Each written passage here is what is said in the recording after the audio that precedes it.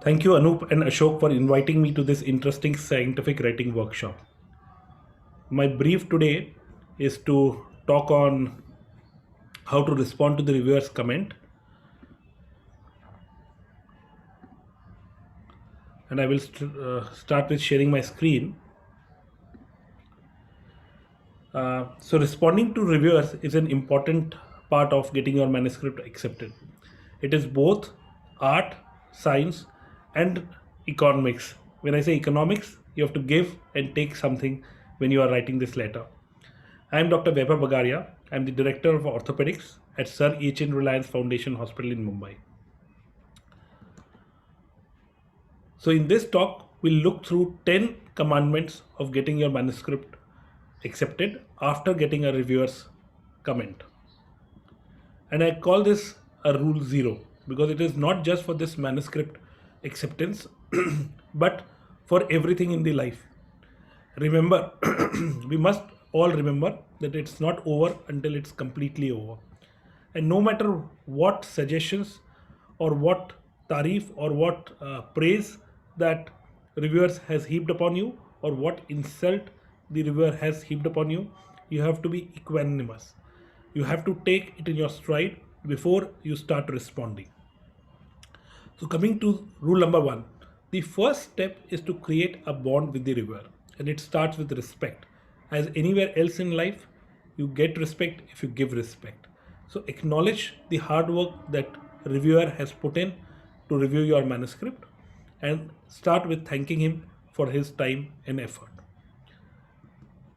However, remember that this respect may not always be mutual, and some of the reviewer may be very brutal in their comments. And you will see this example of a very brutal comment where the reviewer has gone to an extent of saying, "Shame on you." Okay, so so this respect may not be mutual. At the same time, when you receive such a comment, it is important to be responsive and not reactive. Don't shoot back from the hip. Take the time to think and read over the comments and suggestions several times before you respond. Always be structured in your response. Many good manuscript, many good studies get rejected because they are not structured in the right manner. And this also goes same for the reviewer's comment, because if you are not structuring it right, then the reviewer will feel, and so will the editor, that you have not put in enough effort to get this manuscript published. So your hard work is visible in how you structure your manuscript, and it is important that just like your manuscript, the response is also well structured. It is easy to be driven away in the emotion, but it is important to use logic when you are responding to these comments. So, emotion versus logic debate affects many aspects of our life, and particularly so when you are responding to the reviewer, you must use logic and not emotions. It is easy to get carried away by getting attached to your manuscript and only seeing the positive aspects of the manuscript.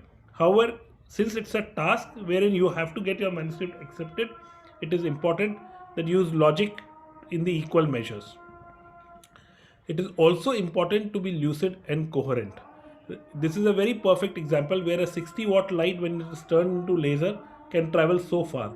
So your lucidity and coherence while writing manuscript or writing your reviewer response is key to getting it accepted in this format. Your response have to be detailed yet succinct.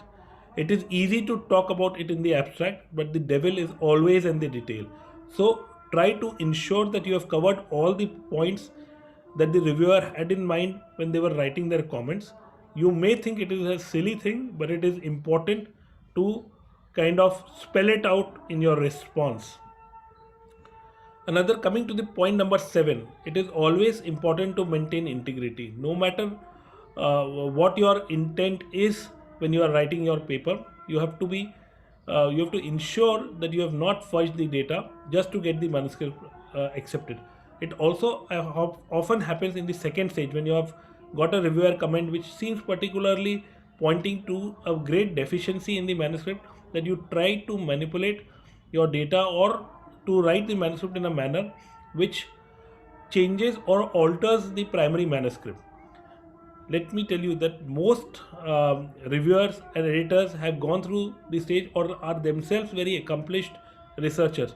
So it will not be very difficult for them to pick up the flaws of the manuscript, no matter how hard you have tried to hide them. So it is important that you maintain integrity when you are submitting your revision. Now, coming again to watching your tone, you do not need to be an argumentative Indian. Nation does not want to know, so it's between you and the reviewer. So ensure that your tone is friendly, it is not aggressive, and that you are also giving a space for a discussion, and it is not just a mere argument that you are having with your reviewer. Coming to the point number 9, don't be over compliant. This is on the other side of the balance. So sometime in order to get our manuscript, we tend to be over compliant. We try to write things to make our reviewers happy, which I think is a mistake, because the reviewer will again, and if not reviewer, the editor will definitely pick up that you have gone out of the way to make the manuscript very compliant to what the reviewers had written. So remember, you can't please everyone. You should ensure and stick to the fundamentals of your manuscript. Rule number 10, and this is last but not least, ensure that you stick to what the general specifications are. You would not want all your hard work to go down in drain because you did not maintain word count, your format was wrong, and you missed the deadline. The editors have a lot of work at their hand, and they are looking for a reason to reject a manuscript if they feel that the person who is submitting the manuscript has not done the hard work to get it accepted. So let me quickly run through a reviewer response that we had written for a classification system for Varasni, where we classified the Varas into different stages, which was based on degree, grades, and extra-articular deformity. This is a submission made for JBJS American, and I was fortunate to have two great people in the field of publication, Javed Parvizi and Amel Thanpont, to be my co-authors, and they have actually helped me improve this response letter, and that is why I'm putting it across to you. So you'll see the first thing, my first response is that I have picked up a line where they wrote that it is clear that the authors went through a fair amount of effort in the conduct to the study. So while this all the thing was in prose, I picked up that line where he has appreciated me and we have thanked him here. So again, this is giving sort of an indicator to editor that we have put in a hard work and the reviewer has acknowledged our hard work. Then we come to first point of criticism, where they say that it's relatively well known. So here we said that yes, we agree, but then we have countered it by saying that why our study was important, because it encourages surgeon to look for an extra articular deformity. So you'll see that here is said, here we have put in our agreement, at the same time highlighting our study to buttress our point. Then the next comment is very innocuous, so we have clearly accepted it and dropped the term as per the recommendation. Here the third point was something that needed elaboration, and again here is where Thanpont came into picture, and he wrote that indeed what points out to the importance of disease and morphotype identification. So he has stressed again a very important point that he wanted to highlight in this manuscript, which the reviewers felt that it was a matter of fact. So try to use the opportunity to buttress your argument wherever it is. Again, here he's been a bit harsh in telling that, oh, what's so great about our study? It's a usual thing. So here we have rebutted, yes, we agree with your observation, but at the same time, we have kind of told that creating awareness with paper like this is important, because unfortunately not all the surgical residents and surgeons follow the pre-operative planning.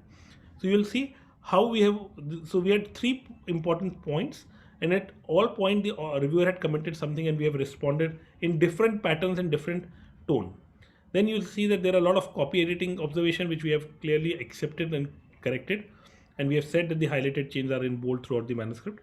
Same here, and you will see that we have outrightly accepted those small changes. So it's important not to get into argument for small changes, accept it and move ahead. So again, all the copy editing thing. Now moving ahead to the reviewer 2, which is more concerns on very particular things, and you'll see that we have gone to great detail to kind of suggest or answer this. And this last one is particularly important because he said that that we would want the paper to be reworked to align with this objective, and you'll see that we actually modified the conclusion to be aligned to the theme of the supplemental review. So you have to give and take. That's the key here, and respect. So as I said during my talk, and I'll come to my concluding side, that in writing it is important, when you're writing this response, it is important not to shoot from your hip. Take the time to think and read over the comments and suggestions several times. While suggestions sometimes are numerous and irritating, avoid giving a yes and no answers. And the key is to have 4 C's: calm, composed, courteous, and common sense. If you were calm, composed, courteous, and use your common sense, I think you will do a good job in responding. And even if, and this is the last slide, and even if you do not get an acceptance, don't worry. The world of publication is very large, and there is room for every good study to get published. I thank you for an attention with this quote, that the happiness in publication world is not just getting it published, but the whole process of writing it, getting and responding to reviewers, and yeah, it's all in the journey. One has to kind of be cognizant of the fact that not always we get good topics to write on, and when we do get, I think the most important part of it is to enjoy writing it, enjoy interacting with reviewers, editors, and finally getting good comments and reviews about your published article. Thanks once again to the organizers for this wonderful VIROC Unlocked session, and I appreciate you having me here. Thank you very much.